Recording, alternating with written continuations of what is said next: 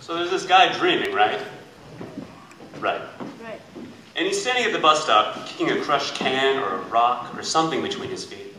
It's late, drizzling, and the bus won't come. If a cab were to pass by, he'd hail it, but there aren't any cabs. Never in the rain. You can never find a cab. And he's killing time by killing this rock or this stick or this thing between his feet, and he wonders how he ended up there, age 30, at what feels like 1 a.m. It's a weeknight, probably. Wednesday. He's been waiting for ages. Like, this shouldn't be a rhetorical question. How did he end up there? But suddenly and totally, it's inexplicable how he got there or where he's going. Most people, at most times, could explain that. Where to and where from. At least in a simple way. Worse, who he is as a person, that is, that bit of consciousness that's aware of waiting for the bus, it has become ambiguous.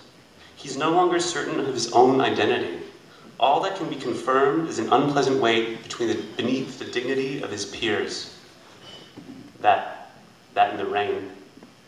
Right, so the rain is making the strand of beads curtain around the buzzing streetlight, and he's kicking this thing between his feet. It rattles on the pavement, it skitters between his shoes, and when he looks down at the rock or the stick, he's more than a little shocked to see that it's a gun he's been kicking. A gun? A gun, like a handgun. He reaches down, picks it up. The weight is perhaps more than he expected, but he always expected a gun to be surprisingly heavy. I mean, aren't they always? And although he cannot remove the clip, and truth be told, he's not even sure what a clip is, he is sure that the gun is loaded. Right then, he decides to kill himself. Because what the hell, right? Well, I mean, they say that if in a dream. Right, but that's stupid, right? You and I know as much about the truth of dream dying as this guy knows about clips. Anyway, he puts the gun to his head. It's cold and wet from the rain. The round kiss of the barrel is refreshing on his temple.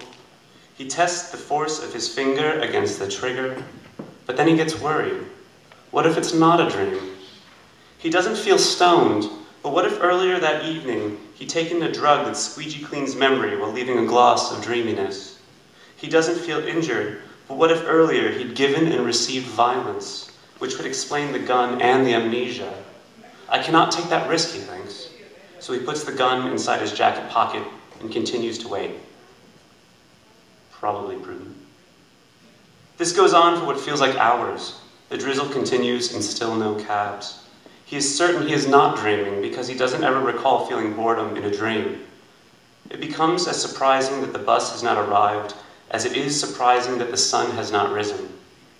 He's pacing the bus stop. He's bouncing on his toes. The weight of the gun jostles in his pocket. Feeling bored, he grows curious to learn more about the gun.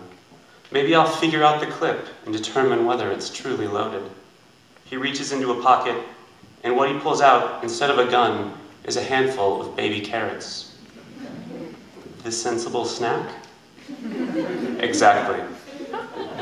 The bus pulls up, wet, rounded, orange. He pays the driver with the carrots. He pushes newspaper off of his seat. He leans his head against the window. The bus slowly continues its route. It's going to be a long ride. He wishes he'd shot himself when he had the gun. It's then that he wakes up furiously screaming. "You idiot!" he shouts, because even in his dreams, he finds new methods for failure.